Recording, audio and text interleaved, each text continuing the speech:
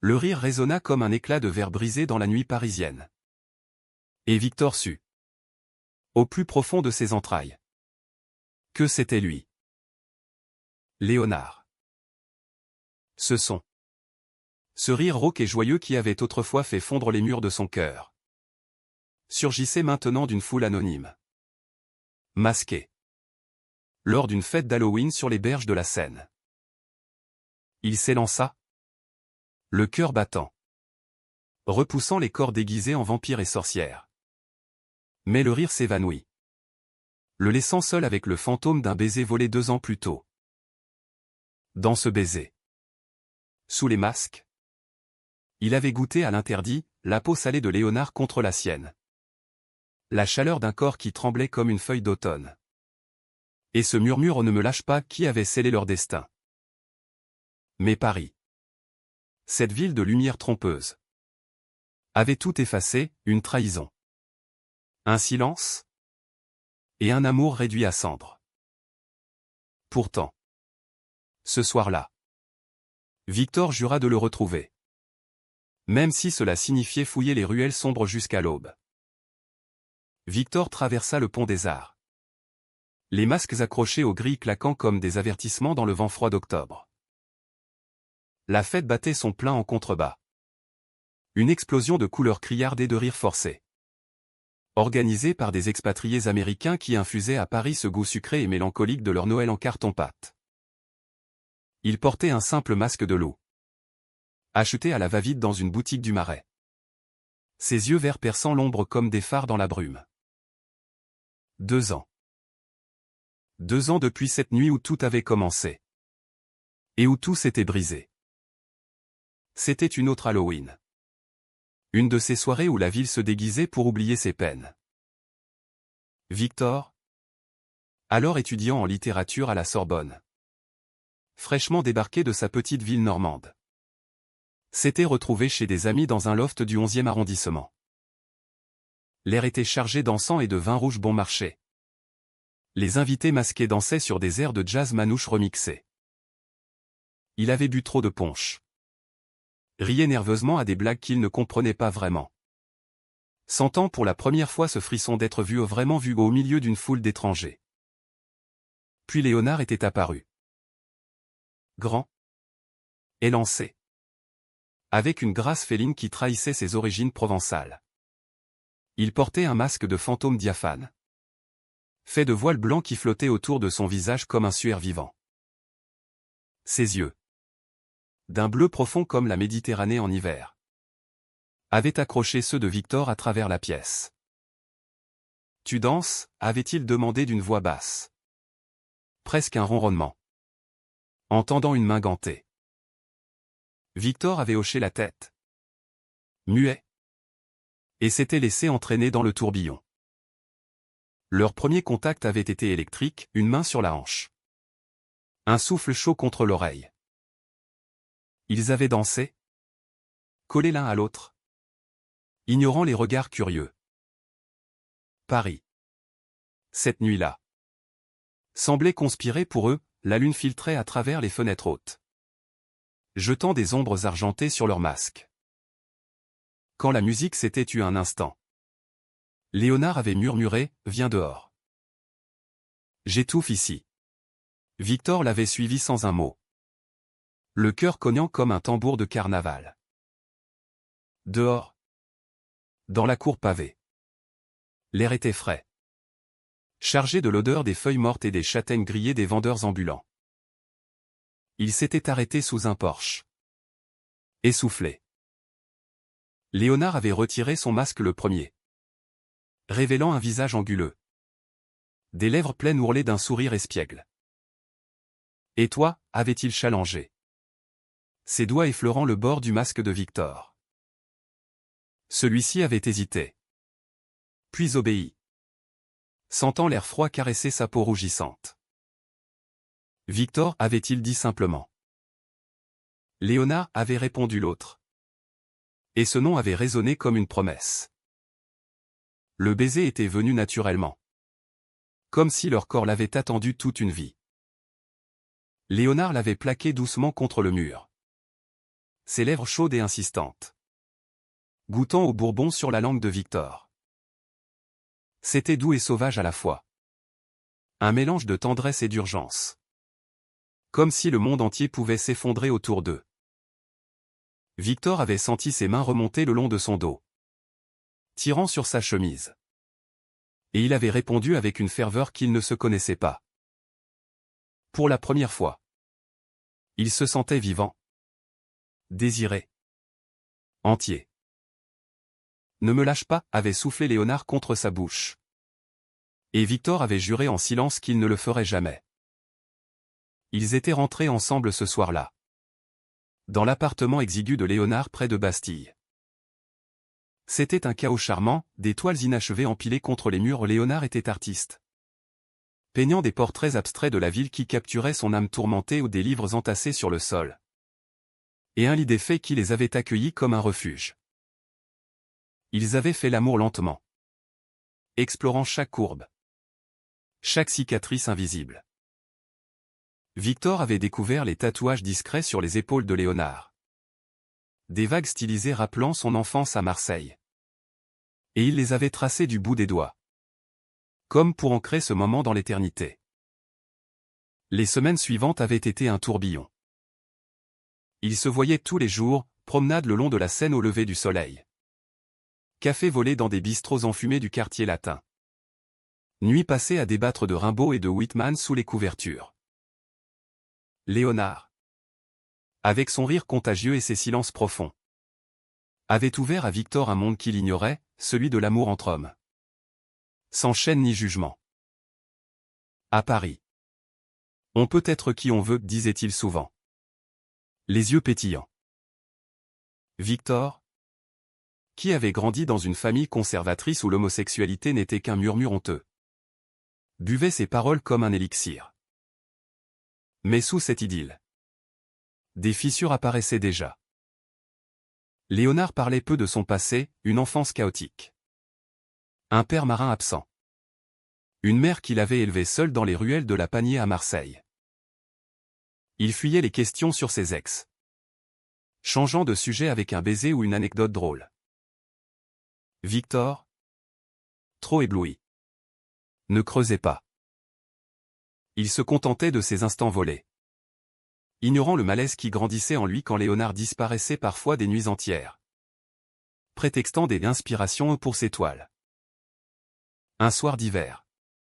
Alors que la neige rare saupoudrait les toits de Montmartre. Victor avait surpris Léonard au téléphone. Dans un coin sombre de l'atelier. Je ne peux pas. Chérie.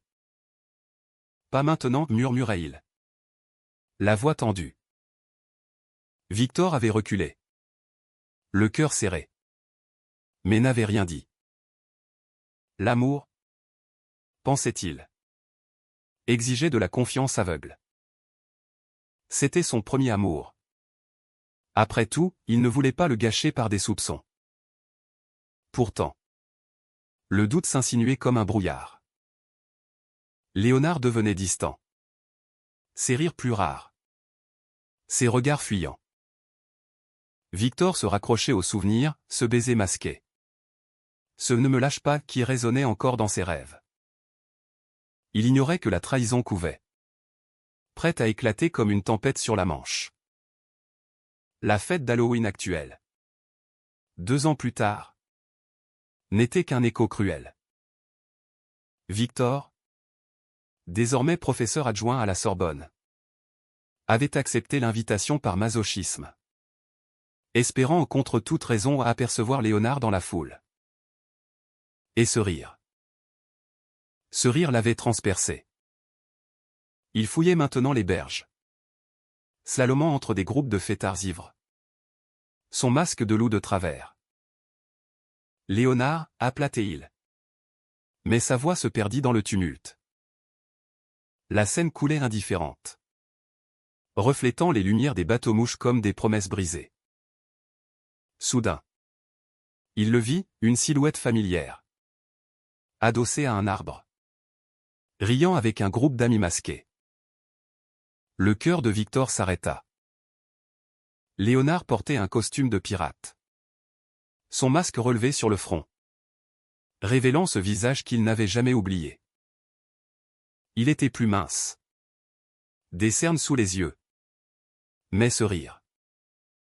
Ce rire était intact. Victor s'approcha. Les jambes tremblantes. Léonard, murmura-t-il. Et l'autre se figea. Le regard croisant le sien. Le temps suspendit son vol. Léonard pâlit. Son sourire s'effaçant comme une aquarelle sous la pluie. Victor. Mon Dieu. Sa voix était un chuchotement brisé. Chargé de regrets et de secrets inavoués. Autour d'eux. La fête continuait. Ignorante du drame qui se nouait. Victor sentit les larmes monter. Mais il se retint. Pourquoi, demanda-t-il simplement. D'une voix qui tremblait comme une feuille. Pourquoi m'as-tu laissé? Léonard détourna les yeux, fixant la rivière sombre. C'est compliqué. Entre dans mon monde. Et tu comprendras. Il tendit la main. Et Victor? Malgré tout. La prit. Ils s'éloignèrent ensemble, laissant derrière eux les masques et les rires. Vers un café isolé où les vérités pourraient enfin jaillir. Le café et le masque oublié était un reliquat du XIXe siècle. Niché dans une ruelle du Marais. Avec ses murs tapissés de velours fané et ses chandeliers qui diffusaient une lumière tamisée comme un souvenir estompé. Victor et Léonard s'installèrent dans un coin, commandant 2 verres de cognac sans un mot. L'air était lourd d'humidité automnale. Et le silence entre eux plus pesant encore que les 2 années écoulées. Victor ôta son masque, révélant un visage marqué par le temps, des rides fines au coin des yeux. Une barbe naissante qui cachait mal sa vulnérabilité. Léonard, lui, garda le sien relevé comme un bouclier à moitié tombé. Parle, dit Victor enfin. Sa voix un fil tendu prêt à rompre. Dis-moi pourquoi tu as disparu après cette nuit d'avril. On avait tout, l'amour. Les rêves. Et puis. Rien. Juste un mot sur un post-it, je dois partir. Pardonne-moi. Il revoyait encore cette note, collée sur le frigo de l'appartement de Léonard. Après une dispute stupide sur l'avenir, Victor voulait s'installer ensemble. Léonard parlait de voyage, d'exposition à New York. Le lendemain, l'appartement était vide. Les toiles emportées. Le lit froid. Léonard baissa les yeux sur son verre, tournoyant le liquide ambré comme s'il y cherchait des réponses. Ce n'était pas toi, Victor. C'était moi. Ma vie. Elle est un chaos. J'ai fui parce que j'avais peur. Sa voix se brisa. Et pour la première fois, Victor vit des larmes perler au coin de ses yeux bleus. Tu mérites mieux qu'un fantôme. Les souvenirs affluèrent alors, comme un flot qu'il ne pouvait plus contenir. Après leur nuit d'Halloween, leur relation s'était approfondie dans une intimité presque sacrée. Ils passaient des après-midi au Louvre, main dans la main sous les plafonds voûtés, admirant les nus masculins de Michel-Ange avec une complicité espiègle. Léonard dessinait Victor en secret, capturant la courbe de son cou, la fossette de son sourire. Et ses croquis étaient devenus leur talisman. Tu es ma muse, murmurait-il. Et Victor rougissait, se sentant pour la première fois beau, désiré au-delà des mots. Mais l'ombre planait. Léonard avait des humeurs sombres. Des nuits où il se réveillait en sueur, hanté par des cauchemars de son passé. Un soir, après une exposition ratée où ses toiles avaient été ignorées par la critique, il s'était effondré dans les bras de Victor. Je suis un imposteur, avait-il avoué, la voix étouffée contre son torse. Mon père. Il m'a abandonné quand il a su pour moi. Un fils comme ça. C'est une honte, qu'il disait avant de partir pour la mer. Pour toujours. Victor l'avait serré fort, murmurant des promesses d'amour inconditionnel. Mais il sentait le gouffre en Léonard. Ce vide que ni les baisers ni les caresses ne pouvaient combler. Puis vint la trahison. Cette nuit d'avril pluvieuse. Victor était rentré tôt d'un séminaire. Trempé jusqu'aux os. Impatient de retrouver Léonard. Mais en poussant la porte, il avait entendu des voix, des rires étouffés. Des murmures complices. Dans la chambre, Léonard était enlacé avec un galeriste américain. Bedonnant et charmeur. Promettant des contrats à New York. Victor s'était figé dans l'ombre du couloir. Le cœur en miettes. Il n'avait pas crié. Pas fait de scène, il s'était contenté de refermer la porte doucement. De marcher sous la pluie jusqu'à l'aube, les larmes se mêlant à l'eau du ciel. Léonard n'avait rien su de cette découverte. Le lendemain, il avait fui, pensant que Victor l'avait quitté après leur dispute. J'ai cru que tu en avais assez de mes doutes, expliqua-t-il maintenant au café. La voix rauque. Et cet homme? C'était une erreur. Une nuit de faiblesse.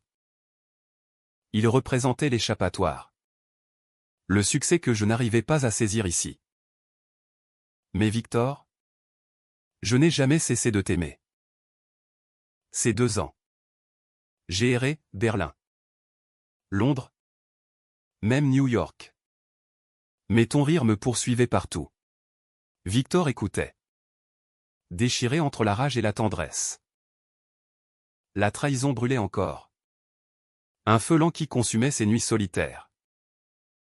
Il avait essayé de reconstruire des amants éphémères. Des conférences pour noyer le vide. Mais aucun n'avait effleuré l'âme de Léonard. Tu m'as brisé, dit-il doucement, tendant la main pour toucher celle de l'autre. Léonard la saisit. Ses doigts tremblants. Et si on recommençait? Pas comme avant. Mais mieux. Sans masque. Ils parlèrent jusqu'à l'aube. Les verres se vidant. Les confessions coulant comme un vin trop fort. Léonard avoua ses luttes, la dépression qui le rongeait. Les nuits blanches à peindre pour exorciser ses démons. La peur viscérale de l'engagement après les rejets familiaux. Victor, à son tour, confia sa solitude, comment il avait enterré son coming out. Comment Paris l'avait libéré mais l'avait aussi rendu vulnérable. J'ai appris à t'aimer malgré tout, murmura Victor. Et Léonard pleura alors. Des larmes silencieuses qui tracèrent des sillons sur ses joues. Quand ils sortirent, le jour se levait sur la Seine. Rosé et hésitant. Ils marchèrent côte à côte, sans se toucher encore, mais avec une proximité nouvelle. Léonard proposa, viens chez moi. J'ai une nouvelle toile. C'est toi. Victor accepta. Le cœur gonflé d'un espoir fragile. L'appartement était inchangé, les mêmes toiles. Les mêmes livres. Mais une nouvelle peinture trônait au centre, un portrait de Victor. Masqué d'Halloween. Les yeux brillants d'amour et de douleur. C'est ce que j'ai vu en toi dès le premier jour, dit Léonard. La voix émue. Ils s'embrassèrent là. Doucement. Sans urgence. Un baiser qui scellait une rédemption naissante. Les corps se pressèrent. Familiers et étrangers à la fois. Redécouvrant les contours perdus. Victor sentit les mains de Léonard dans ses cheveux. Ce geste si intime qu'il avait cru oublier. Je te pardonne, chuchota-t-il contre sa peau. Mais promets-moi la vérité. Toujours. Pourtant. Au milieu de cette reconquête, un doute persistait. Léonard mentionna vaguement un appel de New York. Une opportunité. Victor l'ignora. Se noyant dans l'instant. Ils firent l'amour ce matin-là. Lent et profond. Comme pour recoudre les déchirures. Les rayons du soleil filtraient à travers les volets, dansant sur leur peau nue. Et pour un temps, Paris sembla guérir leurs blessures. Mais la vie, cruelle conteuse, réservait encore des twists. Quelques semaines plus tard, lors d'un dîner romantique au pied de la tour Eiffel au clin d'œil à leur idylle américaine rêvée, Léonard reçut un message. Son visage se ferma. Et Victor, intuitif, pressentit l'orage. C'est rien, mentit Léonard. Mais ses yeux trahissaient le mensonge. La trahison n'était pas enterrée, elle ressurgissait. Sous forme d'un choix impossible. Les feuilles d'automne tourbillonnaient autour d'eux comme des confettis mélancoliques. Tandis que Victor et Léonard flânaient dans le jardin des Tuileries. C'était un dimanche après-midi paisible. Un de ces moments volés où Paris offrait sa plus belle façade, les fontaines murmurantes, les statues alanguies, et l'odeur sucrée des marrons chauds. Ils se tenaient la main ouvertement. Un geste conquérant pour Victor, qui se rappelait encore les regards fuyants de sa jeunesse. Léonard, avec son écharpe flottante et son sourire retrouvé, semblait plus léger. Comme si les aveux de cette nuit d'Halloween avaient allégé son fardeau. Ils exposent mes toiles à la Galerie Mact la semaine prochaine, annonça Léonard d'un ton enjoué, serrant la main de Victor. C'est grâce à toi. Tu sais. Ton amour m'a donné la force de peindre à nouveau. Victor sourit, fier et ému. Depuis leur retrouvaille, Léonard s'était ouvert comme une fleur au soleil, des matinées passées à croquer ensemble dans des cafés. Des soirées à cuisiner des ratatouilles provençales en riant des échecs culinaires. Leur intimité s'était approfondie. Physique et émotionnelle, Victor découvrait les vulnérabilités de Léonard. Ces cicatrices invisibles que l'amour pouvait caresser sans les rouvrir. Mais sous cette harmonie, le message de New York pesait comme une épée de Damoclès. Léonard l'avait effacé. Ou du moins l'avait-il dit. Mais Victor n'était pas dupe. Lors d'une nuit agitée, il avait surpris Léonard en train de fixer son téléphone. Les traits tirés. C'est le galeriste d'avant, avait demandé Victor. La voix calme mais le cœur en vrille. Léonard avait nié. Se levant contre lui, oublie ça. C'est toi et moi. Maintenant. Victor avait voulu croire, s'accrochant à cette promesse comme à un radeau. La Galerie Mact fut un triomphe. La vernissage attira une foule cosmopolite, critiques parisiens en costume sur mesure, expatriés américains avec leur accent chantant, et même quelques célébrités du monde de l'art. Les toiles de Léonard, des portraits abstraits de masques et de rires fragmentés où capturaient l'essence de leur histoire, l'amour masqué, la joie éphémère, la quête d'authenticité. Victor, en chemise blanche impeccable, se tenait à ses côtés. Un verre de champagne à la main, rayonnant de fierté. « Tu es un génie » murmura-t-il à l'oreille de Léonard, qui rougit sous les compliments. C'est là que l'orage éclata. Au milieu de la soirée, un homme s'approcha, grand, charismatique, avec un accent texan roulant comme un tonnerre lointain. Léonard. Mon vieux. Ton travail est stupéfiant. Et New York t'attend toujours. Tu sais. C'était lui. Le galeriste, rappelons-le, Ethan. Avec son sourire carnassier et ses promesses de gloire. Léonard se raidit. Son rire forcé sonnant faux aux oreilles de Victor. Ethan. Quel plaisir. Mais je suis bien ici. À Paris. Ethan ne se démonta pas. Il entraîna Léonard dans une conversation animée, évoquant des expositions à Chelsea, des contrats juteux, une vie de strass et de paillettes que Léonard avait autrefois convoitée. Victor observait de loin, le champagne tournant allègre dans son estomac. Il vit les yeux de Léonard s'illuminer. Ce éclat d'ambition qu'il connaissait trop bien. Quand Ethan posa une main sur l'épaule de Léonard, un geste amical, mais chargé. Victor sentit la jalousie le submerger. Un poison doux qui ravivait la trahison passée. Plus tard, dans un coin isolé de la galerie, Victor confronta Léonard. Il te veut à New York. N'est-ce pas? Et toi? Tu y penses encore? Sa voix était un murmure douloureux.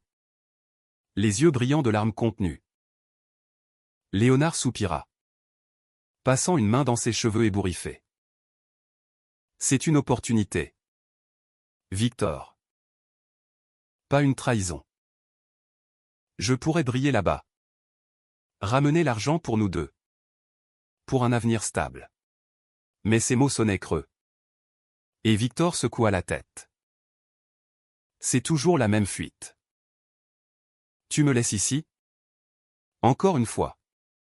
La dispute s'enflamma comme une allumette dans l'air sec. Léonard accusa Victor de le brider. De vouloir une vie domestique étouffante à la française. Tu ne comprends pas l'art. Victor. C'est un feu qui consume tout. Même l'amour. Victor riposta. Les mots jaillissant comme des lames, et toi? Tu ne comprends pas l'amour.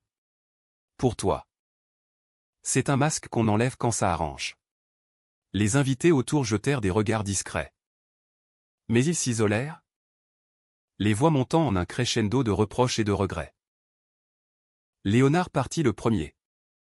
Claquant la porte de la galerie. Laissant Victor seul au milieu des toiles qui semblaient le narguer. Il erra dans les rues sombres du 8e arrondissement. La pluie fine se mêlant à ses larmes. Comment en était-il arrivé là? Leur reconquête. Si fragile. S'effritait déjà sous le poids des ambitions et des peurs. Victor rentra chez lui. Un petit appartement près de la Sorbonne. Et s'effondra sur le lit. Serrant contre lui un vieux pull de Léonard qui gardait encore son odeur de lavande et de tabac. Les jours suivants furent un purgatoire. Léonard envoya des messages, des excuses larmoyantes. Des déclarations d'amour. Mais aussi des silences éloquents. Victor oscillait entre le pardon et la rupture. Consultant ses amis ou une bande d'universitaires gays. Bienveillant mais franc. Il te fait souffrir. Vic, dit son meilleur ami. Julien. Autour d'un café. L'amour ne devrait pas être une chasse au trésor masqué. Victor hochait la tête. Mais son cœur hurlait le contraire.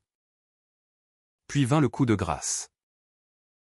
Une semaine plus tard. Victor reçut un colis, une toile signée de Léonard. Représentant leur baiser d'Halloween. Mais déchiré au centre. Comme un cœur brisé. Accompagné une lettre, je pars pour New York. Ethan a raison, je dois voler de mes propres ailes. Pardonne-moi.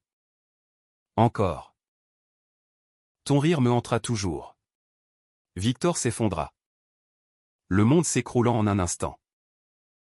La trahison n'était pas une erreur passagère, c'était un pattern. Une fuite chronique devant l'intimité. Pourtant.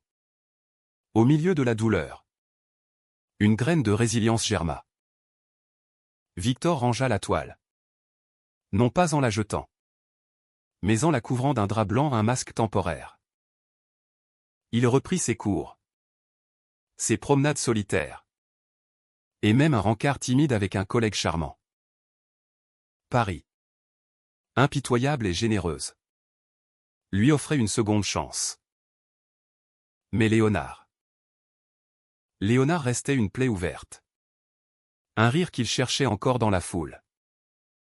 New York avait volé Léonard comme un vent d'octobre emporte les feuilles, rapide. Inexorable. Laissant derrière un vide hurlant. Victor a pris son départ par un article en ligne. Une brève dans un magazine d'art, Léonard Duval conquiert Chelsea avec ses masques hantés. La photo montrait Léonard. Sophistiqué dans un costume noir. Un verre à la main. Ethan à ses côtés opaque comme amant. Mais comme mécène. Victor referma l'ordinateur.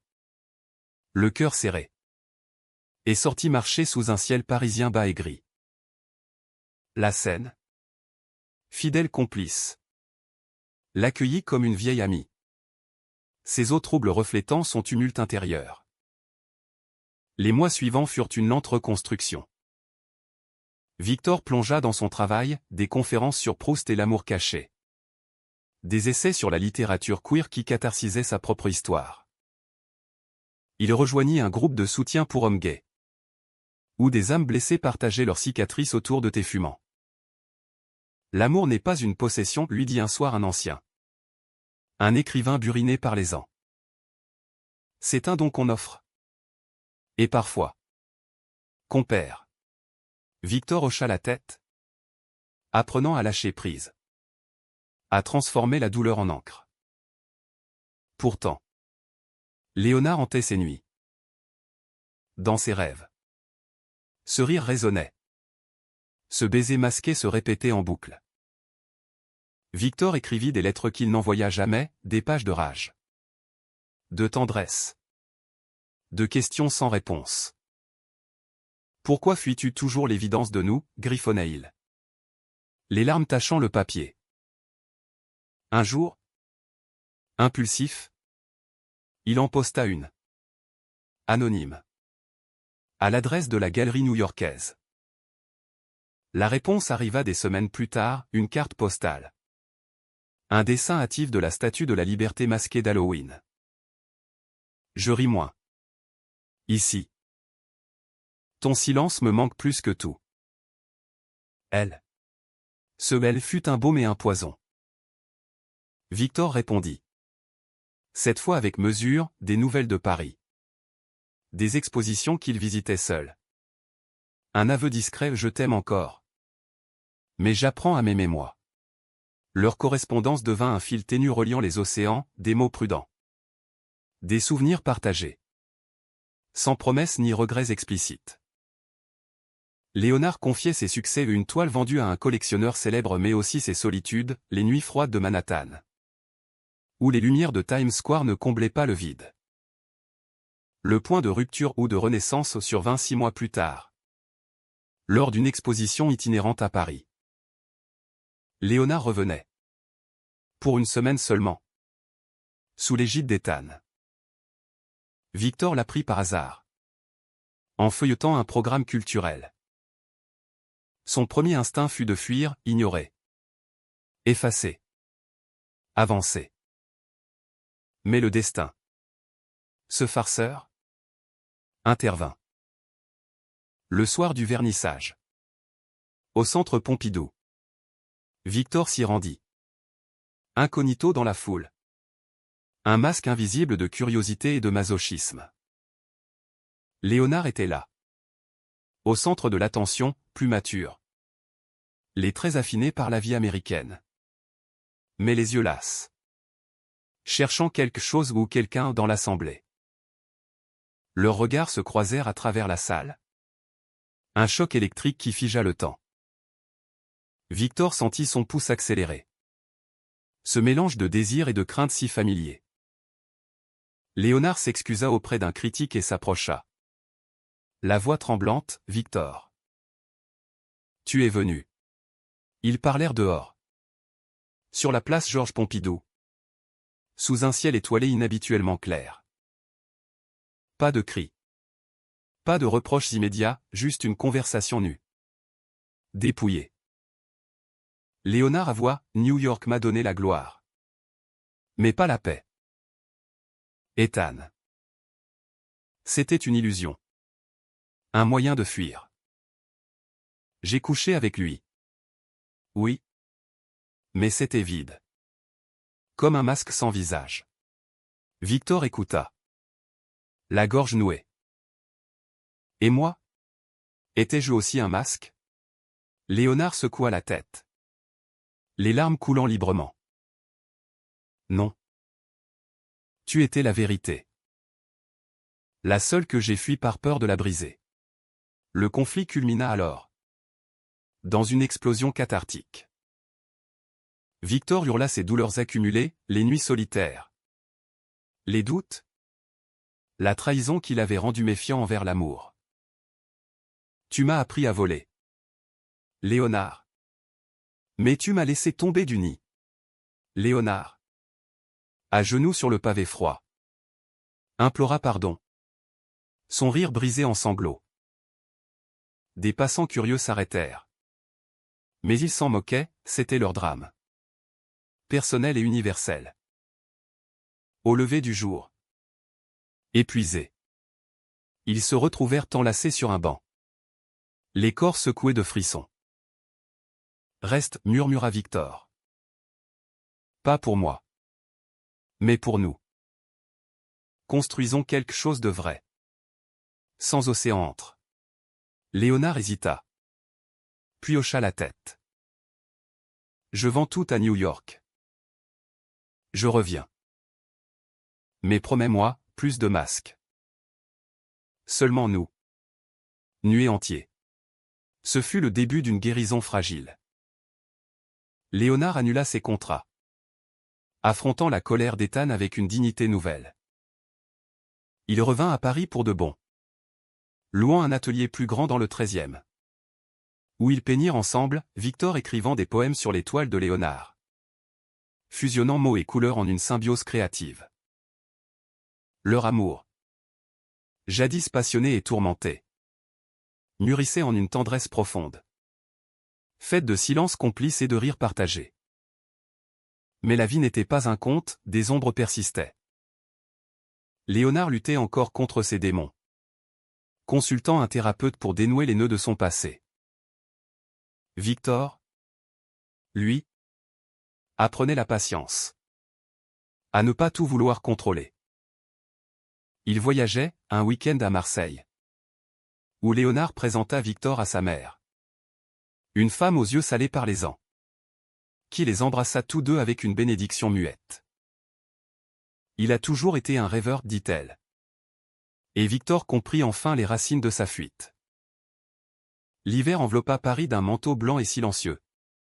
Transformant la ville en un tableau impressionniste où chaque flocon était une note de rédemption.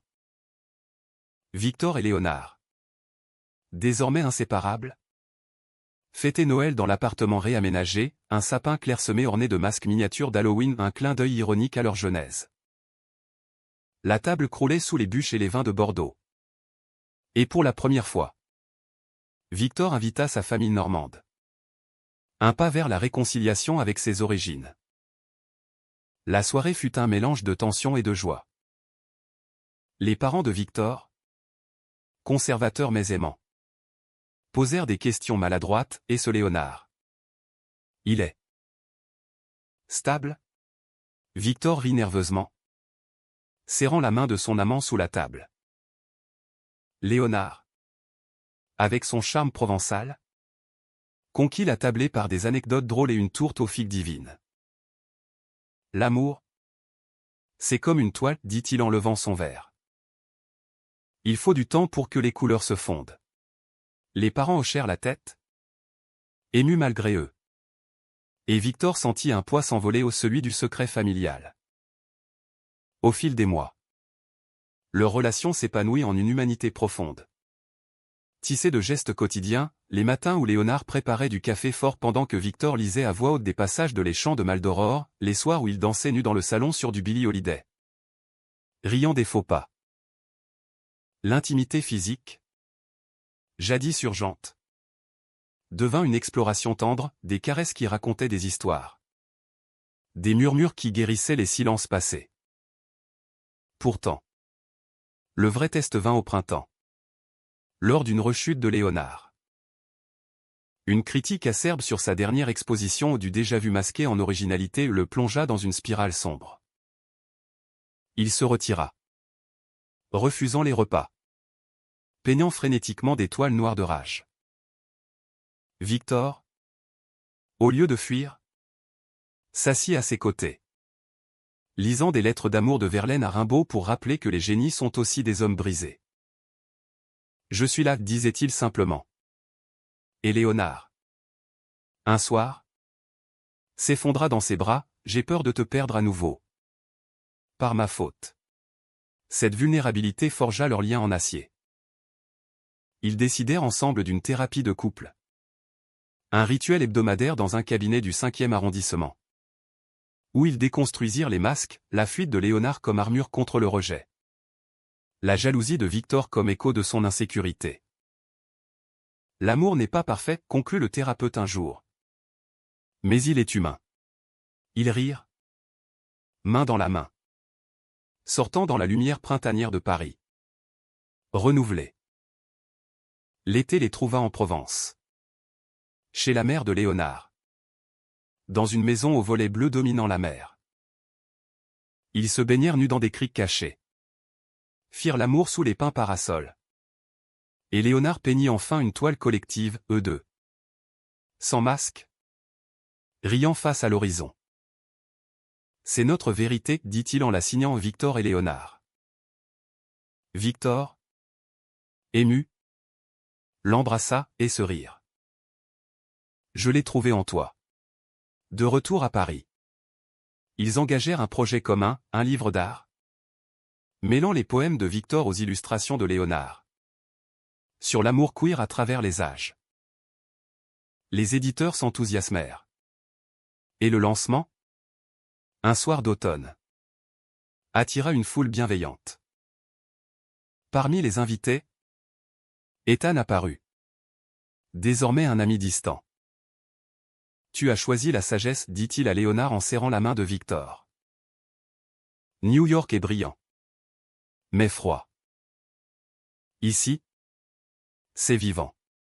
La nuit culmina par une danse, Victor et Léonard. Au centre de la salle, tournoyant sur une valse lente. Leur rire se mêlant aux applaudissements. Pas de masque. Pas de fuite, juste deux âmes entrelacées. Forgées par la trahison et la rédemption. Victor murmura contre l'oreille de Léonard, nous nous sommes embrassés derrière un masque. Et maintenant? Je te trouve dans chaque rire. Leur histoire n'était pas un happy end hollywoodien, trop de cicatrices pour cela, mais une fin humaniste. Où l'amour triomphait non par magie, mais par effort quotidien. Paris. Témoin indifférent. Continuait son ballet éternel. Et eux, au milieu, apprenaient à danser sans peur. Car l'amour, vrai et nu, n'est pas une quête, c'est un retour à soi. À travers l'autre. Des années plus tard, lors d'une nouvelle Halloween, ils organisèrent leur propre fête, masques optionnels. Rires obligatoires. Victor, grisonnant légèrement, leva son verre, à nous. Sans ombre. Léonard, les yeux brillants, répondit par un baiser au simple. Profond. Éternel. Et dans ce baiser, Paris sourit enfin.